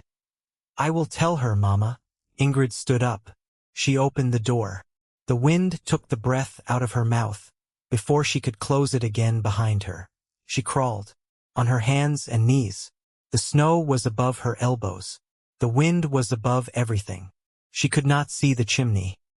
She could not see the sky. She could not see the ground she was crawling on. She could only see, when she turned her head back, the black rectangle of the open dugout doorway, with her 9-year-old daughter kneeling inside it holding a rope. She turned back around. She kept crawling. She counted her breaths. At 40 breaths she was supposed to be at the vent. At 40 breaths she was still crawling. At 50 breaths her right hand touched something. That was not snow. Wood. The vent cap. Buried under 2 feet of packed drift that had frozen into something closer to ice than powder.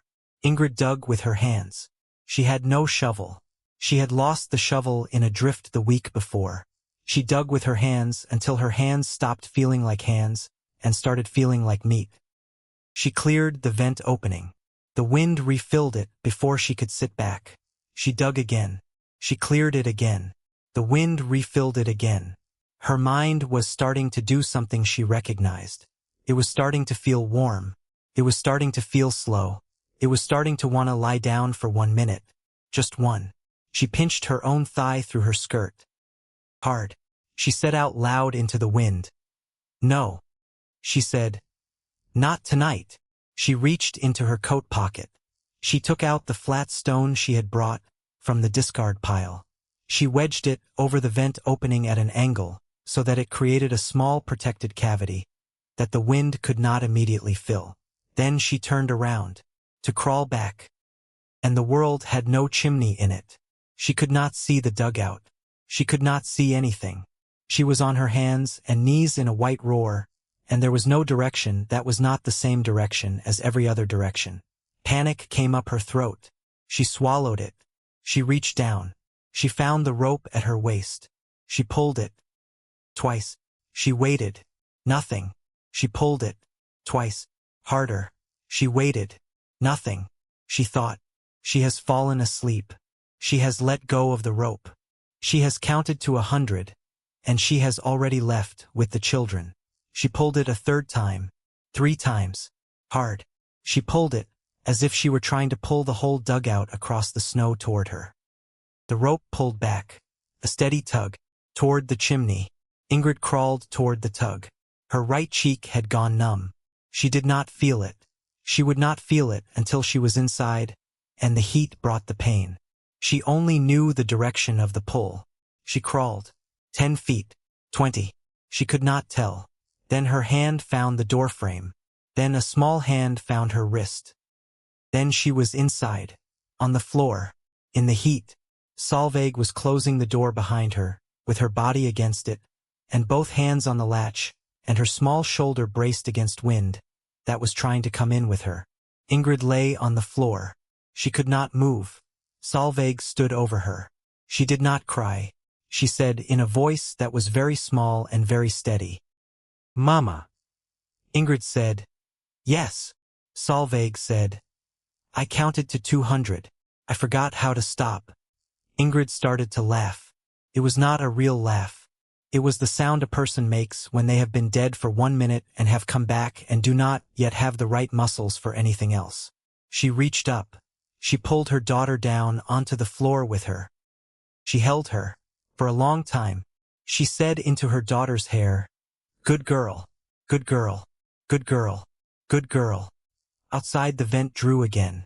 Weakly. Enough. They ran out of hay on the 17th of February. They started burning the porch step. They ran out of porch step on the 21st. They started burning Eric's tool handles. Ingrid stood at the stove one afternoon, with Eric's fro handle in her hand. She looked at it. 12 years of Eric's hand had worn a smooth dark spot on the grip, where his thumb had rested. She held the handle for a long time. She thought about Eric. She thought about the way he had used this fro to split shingles the summer they had built the tool shed. She thought about the sound he had made when he was concentrating. A low humming, always the same 3 notes. Then she broke the handle over her knee. She put the pieces in the stove. She said out loud to the empty room, "He would have wanted me to." She was not sure if it was true, but she needed it to be. March arrived like something out of a dream. The wind changed on the 12th. It came from the south, warm, wet, carrying the smell of mud and rot instead of ice and mineral cold. The temperature rose above freezing for the first time in 81 days. Rain fell on accumulated snow. The sound was not a rain sound. It was a hissing, sinking sound, as though the whole prairie were dissolving, from the top down. Water raced toward every low spot. Roofs began to shift. Sod walls that had held their shape through 3 months of cold began to weep. Around Mitchell, cellars flooded. Silas Merrick's warehouse cellar took 8 inches of water in the first 6 hours. Marta Kveil's shallow root cellar took 18. At the Halvorsen claim, the meltwater reached the diversion trench. Ingrid heard it before she saw it. A low, steady gurgling from the slope above the dugout, like a creek that had not existed the day before. She climbed through the window, because the door was still sealed behind the drift. She stood in the yard. She looked up the slope. The trench Lars had cut in August was holding. Water was running along it exactly as he had designed. East, away, toward the low ground that drained to the creek. Ingrid closed her eyes for 1 second. She said out loud, "Thank you, Lars." Then she opened her eyes, because that was the moment an ice block, a chunk of compacted drift the size of a feed sack, broke free from the upper slope. It rolled into the trench. It wedged across the channel. It dammed the flow. Water backed up behind the ice, rose over the trench edge, sheeted toward the dugout wall. Ingrid ran for the shovel. She had recovered it from the drift 3 days earlier, when the snow began to sink. She grabbed it. She ran back. She raised it one-handed, because her shoulder had locked that morning and had not released. She swung it against the ice block. Ring. The blade rang off frozen snow. The block cracked, did not break. She swung again. Ring. Her grip slipped. She caught the handle. She reset her feet in the mud. She swung a 3rd time. Ring. The block split. Water surged through the gap, resumed its eastward course. But the damage was already done. Meltwater had reached the dugout wall. It would seep for hours. Ingrid heard something. From inside. Through the open window. A single sound. Drip. She dropped the shovel. She scrambled back through the window. She lit the lantern. She went down the shaft. Drip. The lantern found it on the north wall. Water shining on brown stone in a thin, steady line down the outside of a crib timber. The wall nearest the shale band. The wall Lars had warned her about the first time he came down this shaft. Ingrid stood in the chamber. She held the lantern up. She watched the water. She thought, "It is rising. It is rising from below. Groundwater has come up. The room is going to fill. Everything is lost. Everything." Then she stopped. She said out loud, "Measure before you decide." She heard Lars's voice say it back to her from July. "Measure before you decide." She hung the plumb bob from the ceiling nail. Settled. She ignored it. The plumb bob measured vertical. She did not need vertical. She needed to know where the water was traveling. She pressed her hand against the north wall. Wet. She pressed the south wall. Dry. She pressed the floor. Dry. She looked at the sump. Dry gravel. She looked back at the drip. She looked at the ceiling above the drip. There, at the top of the crib timber, where would met clay, a hairline gap. The wood had contracted during the coldest week of the winter. It had shrunk away from the clay by less than the width of a thumbnail. And meltwater from above had found the gap and was following the outside of the timber down into the shaft. Not groundwater. Not the water table. Not the shale band failing. Surface melt. Coming down. Not up. Ingrid put both hands on the wall for a moment. She rested her forehead against the cool stone. She said, "You did not lie to me." Then she went up the ladder. She got a bucket of clay from the pile by the door. She got the wooden mallet. She came back down. She pressed clay into the hairline gap with her thumbs. She smoothed it. She pressed a second layer over the first. She smoothed it. She held a candle to it. The drip slowed, stuttered, stopped. She stood in the chamber holding an empty bucket beneath the repair and waiting for the next drop. It did not come. 3 minutes passed. 5. She stood there for 20 minutes. She did not move. At the end of 20 minutes, the bucket was still empty. Ingrid Halvorsen sat down on the sump. She put her face in her hands. She did not cry. She had not cried for 10 months. But her whole body shook for 1 long minute in the yellow lantern light, and if you had asked her later what that was, she would not have had a word for it. Only that a woman who has just held off death, with clay and both thumbs, does not come back to herself all at once. They came on the 23rd of March. Ingrid heard the shovels before she saw the men. A rhythmic sound, muffled, through the north drift. She was at the stove. She was frying the last of the salt pork, with 3 eggs she had gathered from the coop that morning. Solveig was at the table grinding corn. Magnus was on the floor building a small tower out of wooden spools. Karen was in the cradle, awake, watching her fingers. Ingrid stopped stirring. She listened. She said, "Solveig." Solveig said, "I hear it." Ingrid set down the spoon. She went to the window. She wiped the frost from the pane with her sleeve. She could not see them yet. She could only see the drift. But she heard the shovels. She said, "They think we are dead." Solveig said, "What?" Ingrid said, "Solveig, go stand by the door. When they open it, do not say anything. Let me speak." Solveig went. Karen, in the cradle, whimpered. Ingrid went to the cradle. She lifted her daughter out. She held her. She said quietly into her daughter's hair, in Norwegian, De trodde vi var borte. "They thought we were gone." The shovels came closer. The sound of them changed. They had reached wood. The door frame. Ingrid heard a voice call out. Whitcomb's voice. He was saying, "Careful, careful. If there is anyone alive, we do not want to." He did not finish the sentence, because at that moment one of the men behind him made a sound. A short, sharp sound. Ingrid knew what he had found. Solveig's mitten. She and Magnus had lost it playing outside 2 days ago, when the first thaw made snowballs possible. Ingrid closed her eyes. She said, oh no," because she knew what those men were about to think. She said quickly to Solveig, "Open the door. Now, Solveig, now." Solveig lifted the latch. The door came open 6 inches and stopped. Something was blocking it from outside. Snow. Or the shovels themselves. Ingrid crossed the room. She put her shoulder against the door. She pushed. From the other side, someone shouted. Whitcomb's voice. "Wait. Stop. Stop." It moved. There was a scramble. There was a sound of a shovel being dropped. There was Whitcomb's voice again, this time softer, disbelieving. The door moved. Then a hand pulled from outside.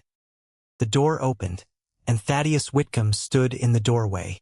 His face was gray with exhaustion. His mustache was frozen. He held a woolen blanket.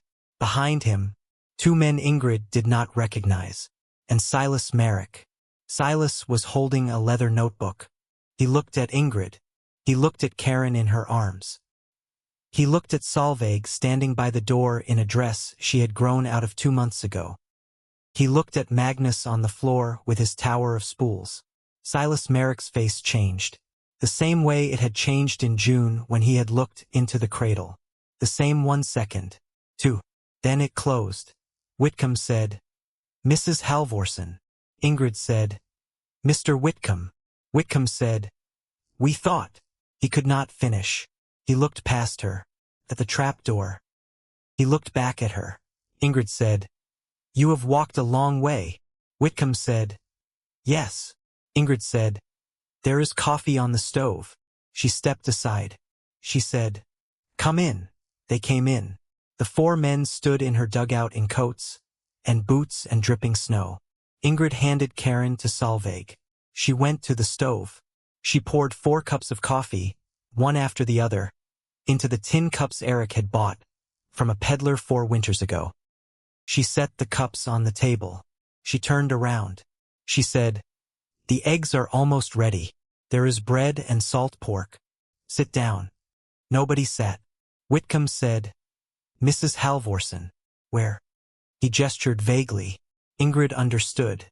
She walked to the trapdoor. She unlatched it. She lifted it. The men did not move. Ingrid took the lantern from its hook. She lowered it down the shaft. The lantern light traveled down, down, down. It caught on the timbered cribbing. It caught on the sandstone walls. It reached the chamber. The 4 men stepped forward as one. They looked down. 6 cured hams hung on hooks in the dry lower section. Rows of Hubbard squash lined the upper shelves. Stems hard. Skins unbroken. Bean sacks stood upright on slats above dry gravel. The spirit thermometer at the meat racks read 43 degrees. The sump held no water. At the repaired shaft joint, 1 single drop hung from the clay seal. Caught the lantern light. It fell into the empty bucket. It struck. It did not follow with another. Nobody spoke. Whitcomb stared down for a long time. He straightened up. He looked at Ingrid. He opened his mouth. He closed it. He opened it again. He said, "Mrs. Halvorsen." Ingrid said, "The eggs are burning." She went back to the stove. She took the pan off the heat. She put the eggs on 4 plates. She added slices of salt pork. She added cornbread from the warming shelf. She set the plates on the table. She said, "Sit down, gentlemen." They sat. Whitcomb ate without speaking. The 2 other men ate the same way. Silas Merrick. Silas Merrick ate slowly. He did not look up. He chewed as, though the act of chewing required more concentration than he had brought with him. Halfway through the meal, he set down his fork. He did not pick it up again. Nobody mentioned it. Nobody mentioned anything. The men finished their eggs. They finished their coffee. They stood. Whitcomb was the one who said it. He held his hat in both hands. He looked at Ingrid. He said, "In May of last year I told you that hole would bury your children." Ingrid said, "Yes." Whitcomb said, "I was wrong." Ingrid said, "You were doing your job." Whitcomb said, "I was wrong." He put his hat on. He turned to the door. At the door he stopped. Without turning around he said, "I will note the performance of your cellar in the county surveyor records, so that future filing officers will know that subsurface storage in this territory is feasible, under specific conditions." He walked out. The 2 other men followed. Silas Merrick did not follow. He stood at the table. He was looking at Karen. Ingrid saw him looking. She did not move. Silas said very quietly, "Mrs. Halvorsen." Ingrid said, "Yes." He said, "I." He stopped. He said, "I brought this." He held out the leather notebook. Ingrid did not take it. Silas said, "It is not what you think." He set the notebook on the table. He looked at it for a long moment. Then he said, "It was going to be an inventory I was going to take when we found you." He stopped. He said, "I am ashamed." Ingrid did not speak. Silas said, "I do not know how to." He shook his head. He turned. He walked to the door. At the door he stopped. Without turning around he said, "There is a woman in my house who has not been well for a long time. She may come to see you. I do not know if she will, but if she does, please receive her." He walked out. Ingrid stood at the table with a leather notebook in front of her, and a plate of half-eaten cornbread beside it. Karen on Solveig's hip, Magnus on the floor with his spools, and an open trap door in the corner. She did not move for a long time. Then she picked up the notebook. She opened it. It was an inventory. 1 cow, 2 sows, 6 hogs, 11 hens, 1 wagon, Eric's tools by name. Beside each item, a value in Silas Merrick's neat, sharp hand. At the bottom of the page, the total, $241. Ingrid closed the notebook. She put it in the stove. She watched it burn. Cordelia Merrick came on the 4th of April. She came alone. She walked 2 miles through mud in a black wool coat that was not warm enough for the weather. Ingrid was in the yard beating rugs. When she saw her, Ingrid set down the rug beater. She wiped her hands. She walked to meet her. Cordelia stopped at the fence. She was 52 years old. Her hair was gray at the front and iron dark at the back. Her hands were bare. She held them clasped in front of her. She said, "Mrs. Halvorsen." Ingrid said, "Mrs. Merrick." Cordelia said, "I wonder if I might come inside." Ingrid said, "You have walked a long way." She opened the gate. She led Cordelia into the dugout. She poured her coffee. She set the cup in front of her. She sat down across the table. Cordelia looked at the cup. She did not touch it. For a long time she did not speak. Then she said, "My husband is not a well man." Ingrid said nothing. Cordelia said, "He was not always like this." Ingrid said nothing. Cordelia said, "We had a daughter." Ingrid closed her eyes. Cordelia said, "Her name was Ruth." Ingrid opened her eyes. She said, "How old was she?" Cordelia said, 3. Cordelia said, "It was the winter of 1870. There was a snow. It was not a big storm. It was not like this one. But we ran short. We had planned poorly. Silas was traveling on business. I did not." Her voice caught. She stopped. She started again. "I did not want to tell him how short we were. I thought I could manage. I put myself on half rations so that Ruth." She stopped. She said, "She got a fever, same as your Magnus. I heard about Magnus. I am so glad you're Magnus." Her voice went again. She stopped again. She said, "Ruth did not eat for 4 days. I could not get her to eat. She was so small. And Silas came home, and he saw her, and she died 2 nights later. And Silas." Cordelia looked at her hands. She said, "Silas swore he would never be poor again. He swore he would never let a person he loved go hungry again. He swore he would never be weak again. And he became what he became." Ingrid did not speak. Cordelia said, "The day he came to your claim last June. The day he offered to cancel your debt." Ingrid said, "I remember." Cordelia said, "He came home that night. He did not eat supper. He sat by the window until midnight. I asked him what was wrong. He would not tell me." She looked up at Ingrid. Her eyes were wet, but she was not crying. She said, "He told me later, much later, after the rescue party. He told me he had seen your Karen in the cradle. And he said her hand was folded exactly the way Ruth's hand had been folded. And he had wanted to." She stopped. She said, "He had wanted to pick her up." Ingrid put her hand over her mouth. Cordelia said, "He did not want to take your farm, Mrs. Halvorsen. He wanted to save you from what he did not save Ruth from. He does not know how to want a good thing anymore without dressing it up as a bad one. It is what he became. After." She reached into her coat. She took out a small cloth pouch. She set it on the table. She said, "This is $27. It is the debt. I have brought it. I am paying it. Please do not tell him I came." Ingrid looked at the pouch. She did not touch it. She looked at Cordelia. She said, "Cordelia." Cordelia's eyes came up. Ingrid said, "Take the money home." Cordelia said, "But," Ingrid said, "Take the money home. But let me do this instead." Cordelia said, "Do what?" Ingrid said, "Let me go see him." Cordelia said, "Oh no, Mrs. Halvorsen. Oh no. If he knows I told you." Ingrid said, "He will not know you told me." She reached across the table. She put her hand over Cordelia Merrick's cold folded hands.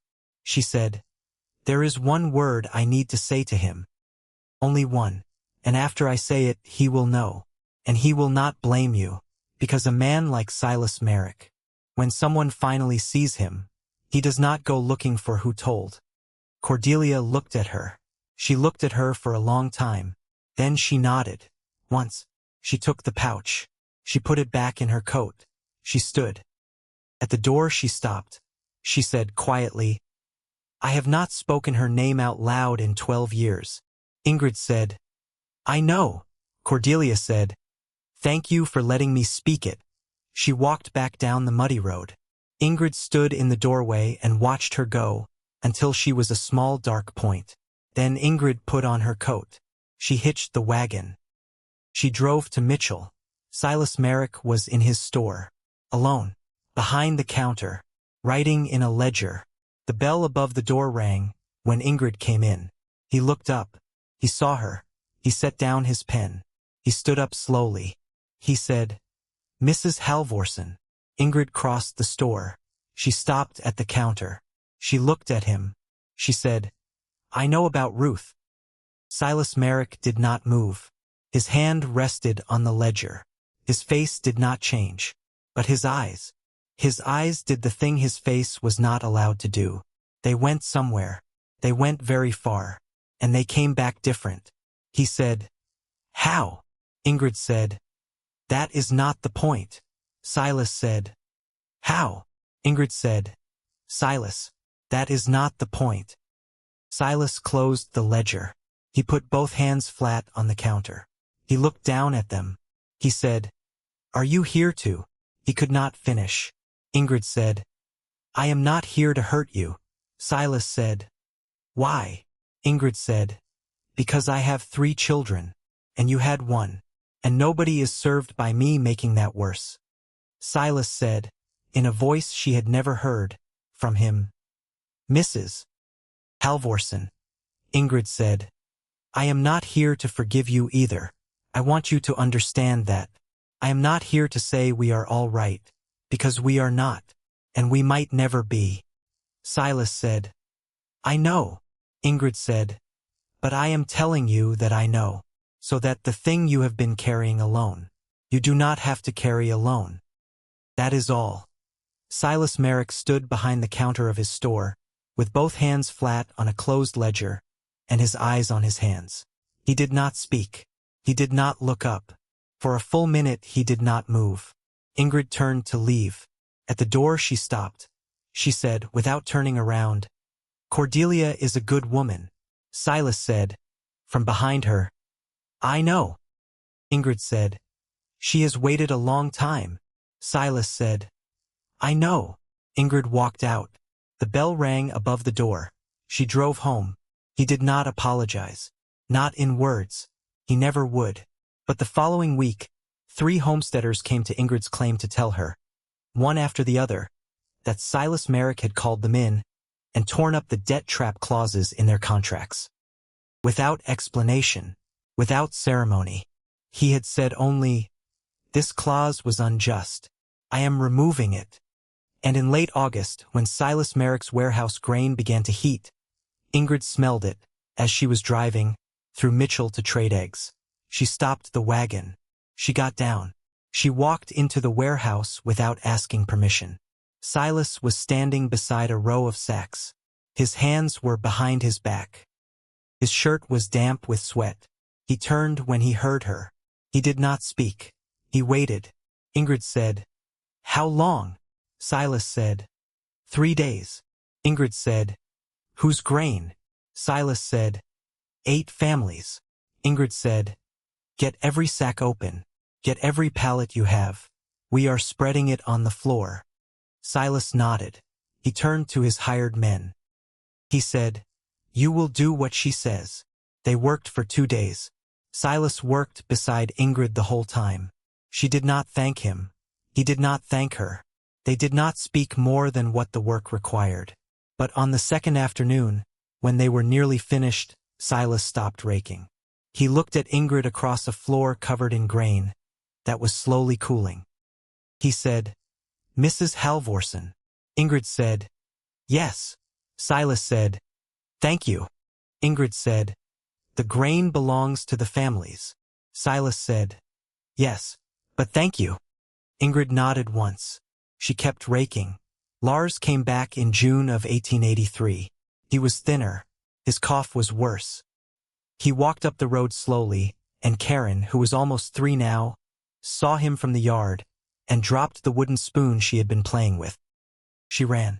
Ingrid watched. Lars stopped at the fence. He knelt down. He held out his good hand. Karen ran into it. She wrapped both arms around his neck. She pressed her face into his shoulder. She said, "Bestefar." Lars said in Norwegian, "Ja, lillven." Bestefar hjemme. Yes, little friend. Grandfather is home. He held her for a long time. Ingrid stood in the doorway. She did not go out. She let them have it. He stayed the summer. He and Ingrid built a second cellar. A larger one. Community cellar.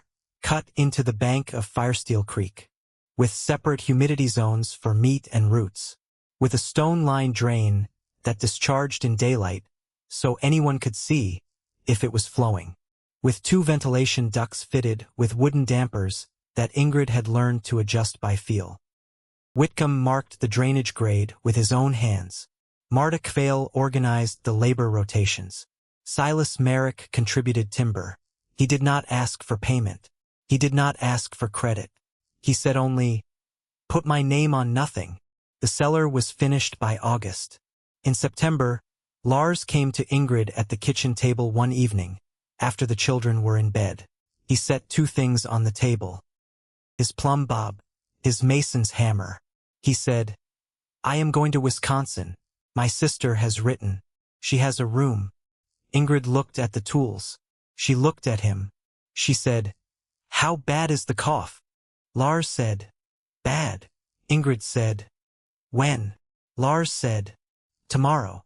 Ingrid nodded once. Because there was nothing to say.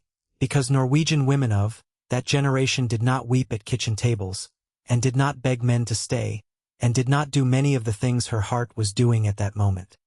She said, "You will come back." Lars said, "If I can." Ingrid said, "Bestefar." He looked at her. She said, "She calls you that, Karen. She still calls you that." Lars closed his eyes. He said, "I know." He said, "That is the reason I stayed as long as I did." He said, "It is also the reason I have to go. Because if I stay longer, I will not have the strength to go later. And I do not want to die in your house, Ingrid. I do not want that for you. I do not want that for her." Ingrid put her hand over his damaged hand. For 1 second, 2. Then she took her hand back. He left at dawn. The letter came in February of 1884. Came from his sister. Marta Kvail brought it to the door. Ingrid did not want to open it alone. Marta said, "I will sit with you." They sat at the table. Ingrid opened the letter. She read it. She read it again. She set it down. She said, "The cough was consumption." Marta said, "Ingrid." Ingrid said, "He died in a boarding house. In a room that faced east." Marta reached across the table and took her hand. Ingrid did not pull it back. She looked at the letter. She said, "He wanted a room that faced east. So the morning light." She stopped. She could not finish. Marta held her hand. They sat at the table for a long time. That night, after the children were asleep, Ingrid opened Lars's notebook. The one he had left her. She turned to the last page.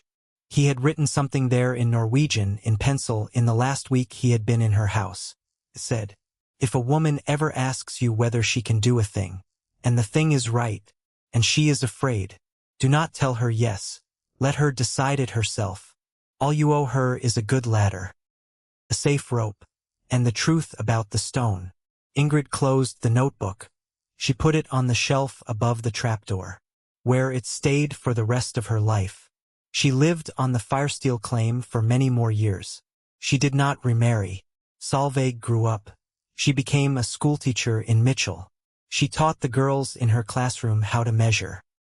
She made every child measure a container of grain by weight and by volume. She made every child record the temperature at the schoolhouse door each morning and graph it across the month. She did not limit the exercise to boys. She had watched her mother calculate survival with a pencil stub on butcher paper. She knew that measurement did not belong to any sex. It belonged to anyone who needed to eat through winter. Magnus became a carpenter. Kain barely remembered bestefar Lars. She remembered a warm shoulder, and the smell of pipe tobacco, and a hand missing 2 fingers, and she remembered a word she had said, when she was small, and did not know what it cost the man who heard it. Ingrid grew old. Her shoulder never released the last of its stiffness. She learned to lift with her body instead of her arm. She walked her property every morning at the same pace in the same order. Livestock pen, garden, community cellar, Trapdoor. She opened the vault every autumn for the children of Mitchell. She made them hold one hand near the low vent and one hand near the high vent. She asked one question. Do you feel it? Some of them said yes. Some of them did not. The ones who said yes grew up to build cellars of their own. The ones who did not grew up to hire the ones who had. In her last winter she was 81 years old. Solveig found her seated on a stool beside the open trap door. Her hands rested on her knees. She was leaning slightly forward. Solveig said, Mama, it is cold with the door open. Ingrid said, Listen. Solveig listened. From the shaft below came the sound of air moving through the vents. A low, constant whisper. It had been present since the summer of 1882. It had never stopped. Ingrid said, The room still tells us when something has changed. She said, It has been telling us for 43 years. She said, We only needed to keep listening. Solveig closed the trapdoor. She helped her mother to bed. Ingrid died the following spring in the frame house she had built to replace the dugout. In the bed she had shared with Eric and later shared with no one. In earshot of the trapdoor, Solveig kept Lars's plumb bob and Mason's hammer and notebooks together in the lower chamber of the original vault. She wrapped them in oilcloth. She placed them on the shelf, where the first cured hams had hung in the autumn of 1882.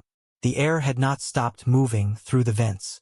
If you have ever been told your work is a grave, if you have ever been dismissed by men in coats holding notebooks, if you have ever picked up a shovel that was too heavy for your bad shoulder, and lifted it anyway, because there were 3 children behind you and 1 winter ahead of you and no other choice you could live with, then you already knew Ingrid Halvorsen before you met her.